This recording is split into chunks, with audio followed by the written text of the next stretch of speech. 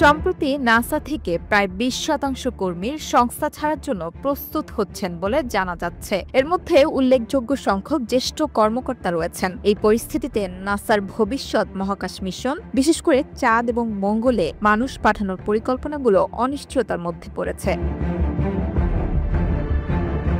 ২৫ জুলাই নাসার একজন মুখপাত্র জানিয়েছেন, মার্কিন national Aeronautics and space administration NASA প্রায় ২০% কর্মী মহাকাশ সংস্থা ত্যাগ করতে প্রস্তুত। প্রায় ৩,৮৭০ জন কর্মী মহাকাশ সংস্থা ত্যাগ করবেন বলে আশা করা হচ্ছে। তবে আগামী দিন এবং সপ্তাহগুলোতে এই সংখ্যা পরিবর্তিত হতে পারে বলেও জানানো হয়েছে। নাসায় অবশিষ্ট কর্মীর সংখ্যা প্রায় ১৪,০০০।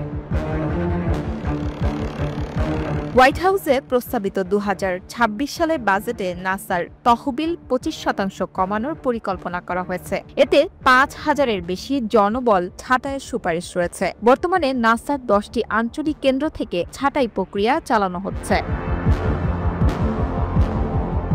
নাসা হলো মার্কিন ফেডারেল সরকারের একটি স্বাধীন সংস্থা, যা বিমান চালনা বিদ্যা এবং মহাকাশ সম্পর্কিত গবেষণা করে থাকে। ১৯৫৮ সালে national advisory committee for Aeronautics নাকের পরিবর্তে একটি নতুন মহাকাশ গবেষণা সংস্থা গঠন করা হয়, যার নাম রাখা হয় নাসা।